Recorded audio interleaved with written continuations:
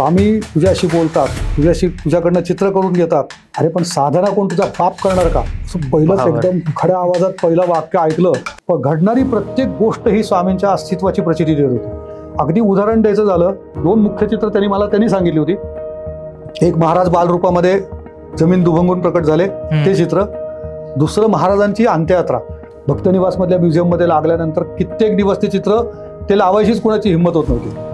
की कारण ह्या चित्रामध्ये खूप कॉन्ट्रोवर्सी होईल अशा चित्रात अनेक गोष्टी होत्या. महाराजांना लिंगायत पद्धतीने त्यांच्यावरती सगळे संस्कार झाले.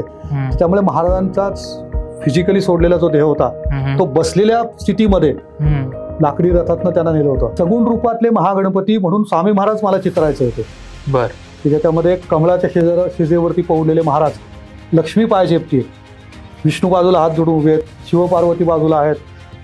फक्त त्यावेळेला काय झालं, गणपती आणि महागणपती हे सुद्धा हे कोडं काही उलगडत नव्हतं. गणपती म्हणजे काय, महागणपती म्हणजे काय. पण मी स्वामींना सांगितलं की हे चित्र मी तोपर्यंत सुरू करणार नाही जोपर्यंत मला हे उमांगमलज गणपतीचं मूळ स्वरूप काय आहे आणि गणपती महागणपती हा भेद कळत नाही, तोपर्यंत मी चित्राला सुरुवात नाही करणार. तर गल्लीच्या बाहेर आलो तर दुपारची वेळ होती, 12:30-1 वाजलेले होते.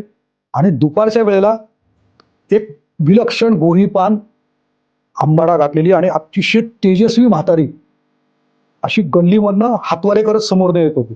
तर मला काय वाटलं ही वेडी बाई वगैरे आहे का, पण ती इतकी तेजस्वी होती की मला अशी जीभ रेटे ना. आणि मी तिच्या हातवारे बघून तिच्याकडे असं बघतोय आणि ती अशी माझ्याकडे बघत बघत हातवारे करत करत जवळ जशी आली आणि माझ्याकडे बघून म्हणली, ब्रह्मचारी येतो म्हणले, त्याला पांढरं वस्त्र घालायचं, लाल कुठलं घालतो. मग मला एकदम आठवलं की आपण परशुरामांचं पेंटिंग करतो ते ब्रह्मचारी आहेत.